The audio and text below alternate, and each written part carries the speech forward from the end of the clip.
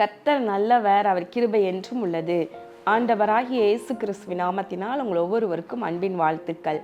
தேவ கிருபையும் தேவ ஒத்தாசையும் இந்த நாளிலே உங்களுக்கு உண்டாயிருப்பதாக. இன்றைக்கு பிப்ரவரி மாதம் 8ஆம் தேதி சனிக்கிழமை. இந்த நாள் உங்களுக்கு ஆசீர்வாதமான நாளாக இருப்பதாக. இன்றைக்கு நாம் தியானிக்கும் வசனம் ஏசாயா 51ஆம் அதிகாரம் 16வது வசனம் பின்பகுதி. நான் என் வார்த்தையை உன் வாயிலே அருளி என் கரத்தின் நிழலினால் உன்னை மறைக்கிறேன். இங்கு கர்த்தருடைய வார்த்தை இவ்விதம் சொல்லுகின்றது, என் வார்த்தையை உன் வாயிலே அருளி செய்து என் கரத்தின் நிழலினால் உன்னை மறைக்கிறேன் என்று சொல்லுகின்றார். அதற்கு முந்தின வார்த்தை என்ன எழுதியிருக்கு, நீ என் ஜனமென்று சொல்வதற்காக. கர்த்தர் என்ன செய்கிறாராம், நாம் அவருடைய ஜனம்தான் என்று அவர் அறிய பண்ணும்படிக்கு, அப்படி மற்றவங்களுக்கு புரிய பண்ணும்படிக்கு என்ன பண்ணுறாராம், அவருடைய வார்த்தைகளையே நம்முடைய வாயில வைக்கின்றார். அதாவது கர்த்தர் வசனம் தந்தார், அதை பிரசித்தப்படுத்துகிறவர்களின் கூட்டம் மிகுதி என்று சொல்லப்படுகிறது இல்லையா. அப்போ கர்த்தர் வசனம் கொடுத்துட்றாரு.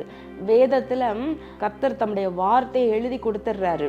ஆனா அந்த வசனத்தை, அதில் இருக்கிற ஒரு வசனம் என்று சொன்னால் அதை எடுத்து அதில் உள்ள ஆழத்தை, அதில் உள்ள மறைந்திருக்கிற சத்தியத்தை, அதில் இருக்கின்ற ரகசியங்களை பேசுவதற்கு கிருபையை, வெளிப்பாடுகளை தம்முடைய தாசர்களுக்கு கொடுக்கின்றார், தம்முடைய ஜனத்திற்கு கொடுக்கின்றார், ஊழியர்களுக்கு கொடுக்கின்றார். அப்போ அவங்க எடுத்து பேசும் பொழுது புரியுது, இது கர்த்தரே இந்த வசனத்தை இவங்களுக்கு கொடுத்திருக்கிறாரு, அவரே இதை எக்ஸ்பிளைன் பண்ணி பேச வைக்கிறார் என்று மற்றவர்கள் புரியும்படியாக செய்கின்றார். பிரியமானவர்களே, இன்றைக்கு ஊழியர்கள் கர்த்தருடைய வசனத்தை எடுத்து அருமையாக பேசுகின்றோம் இல்லையா. இது எல்லாம் எங்களுடைய பிரயாசத்தினால் அல்ல, எங்களால் அல்ல, இது கர்த்தரே தயவு பாராட்டி அவருடைய வார்த்தையை எங்கள் வாயில வைக்கின்றார். பரிசுத்த ஆவியானவர் தாமே, இதோ பேசுகிறவர்கள் நீங்கள் அல்ல, உங்களில் இருக்கிற பரிசுத்த ஆவியானவர் தாமே பேசுவார் என்று எழுதியிருக்கிறபடி ஆவியானவர் தாமே அதை அழகா எக்ஸ்பிளைன் பண்ணி அதுக்கான விளக்கத்தை ஜனங்களுக்கு கொடுப்பதற்காக எங்கள் நாவை அவர் பயன்படுத்துகின்றார். அப்போ அவருடைய வார்த்தைகளை ஊழியர்களுடைய வாயில வைத்து அவரே அதை மக்களுக்கு கொடுக்கின்றார். என் ஜனம் என்று சொல்வதற்காக இப்படி செய்கிறேன் என்று சொல்லுகின்றார். இப்போ பாருங்களேன், அதனால தான் தைரியமாக கர்த்தருடைய வசனத்தை எல்லா ஊழியர்கள் பிரசங்கம் செய்ய முடிகின்றது. அதே நேரத்தில் அவர் அருளுகின்ற தீர்க்க தரிசனங்கள், வெளிப்பாடுகளையும் கூட ஊழியர்கள் அதை சொல்ல முடிகின்றது. கர்த்தர் சொல்லுகிறதாவது, கர்த்தர் சொல்லுகிறார், ஆவியானவர் இவ்விதமாக எங்களுக்கு சொல்லுகிறார், பரிசுத்த ஆவியானவர் இவ்விதம் சொல்லுகிறார் என்று சொல்ல முடிகிறது அல்லவா. இதெல்லாம் தன்னால் வருவது கிடையாது, கர்த்தரே தம் வார்த்தையை வாயில வைக்கின்றாராம். அப்போ இப்படி கர்த்தருடைய வார்த்தையை சொல்லும் பொழுது என்னன்னா, சில எதிர்ப்புகள் வரலாம், அந்தகார வல்லமைகள் அல்லது ஆவிக்குரிய உலகத்தில் இருக்கிற அந்தகார வல்லமைகள் கிரியை செய்யலாம். இதை தடுப்பதற்காக கர்த்தருடைய வார்த்தை தேசத்திற்குள்ள ஜனங்களுக்குள்ள செல்ல விடாத படிக்க அவைகள் தடுக்கலாம்.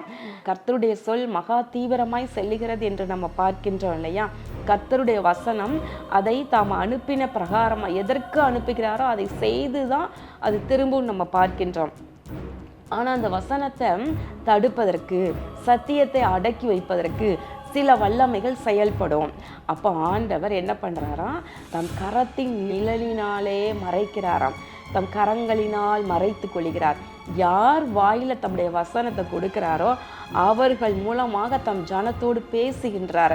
அப்போ அந்த வசனத்திற்கு தடை வராத படிக்கு எதிர்த்து கிரியை செய்கிற கிரியைகளிடம் இருந்து கர்த்தர் தாமே தமது கரங்களினால் மறைத்து தப்புவிக்கிறார் என்ற அர்த்தம்.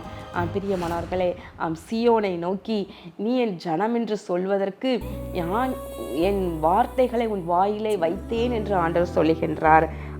கர்த்தருடைய ஜனம் யார்? சியோன், கர்த்தரால் தெரிந்து கொள்ளப்பட்டவர்கள், கர்த்தரால் அழைக்கப்பட்டவர்கள். சியோன் கர்த்தர் விரும்பி தங்குகின்ற இடம்தான் சியோன் என்று சொல்லப்படும் இல்லையா. அப்போ சிலரை கர்த்தர் சியோனாக தாம் விரும்பி தங்குகின்ற தேவ ஆலயமாக தெரிந்து கொள்கிறார். அப்போ யார் சீயோன்? தேவனை துதித்து கொண்டே அவருடைய பாதத்திலே அமர்ந்து அவரையே துதிபாடி அவரையே தஞ்சம் என்று இருக்கிற அவருடைய ஜனம் ஒரு கூட்டம் இருக்குது இல்லையா? அவர்களைத்தான் இப்படி சொல்லுகின்றார். நீங்களும் அப்படி மாறுங்கள். உங்கள் வாயிலும் கர்த்தர் தம்முடைய வார்த்தையை வைப்பார். உங்களையும் தன் கரத்தின் நிழலினால் உங்களை மறைத்து கொள்ளுவார். கண்களை மூடி ஜெபம் பண்ணுவோமா? எங்கள் அன்பின் பரலோக பிதாவே, இதோ இந்த நாளிலே நாங்கள் தியானித்த உம்முடைய வார்த்தையின்படி கர்த்தாவே, நீர் உம்முடைய வார்த்தைகளை உம்முடைய பிள்ளைகளுடைய வாயிலை வைத்து உம்முடைய கரத்தின் நிழலினால் நீர் மறைத்து கொள்ளுவீராக. மோசேயினுடைய நாவிலே உம்முடைய வார்த்தை நீர் வைத்தீர். ஆண்டவரே, தீர்க்க தரிசிகளுடைய வாயிலே உம்முடைய வார்த்தைகளை நீர் வைத்தீர். தகப்பனே, உம்முடைய ஊழியர்கள் அப்போஸ்தலர்கள் ஆண்டவரே அவர்களுடைய வாயிலே உம்முடைய வார்த்தைகளை வைத்தீர். ஆண்டவரே, அவர்களை மறைத்து நீர் வெளிப்பட்டீர். உம்முடைய கரத்தின் நிழலினால் மறைத்து கொண்டீர் ஐயா. உம்முடைய வசனம் பெருகிற்று என்று பார்க்கின்றோம். இந்த காலங்களிலும் இது அப்படியே நீர் பலமாய் கிரியை செய்வீராக. இயேசு கிறிஸ்துவின் நாமத்தினாலே வேண்டிக் கொள்கிறோம் நல்ல பிதாவே, ஆமேன். கர்த்தர் உங்களை ஆசீர்வதிப்பாராக. ஆமேன்.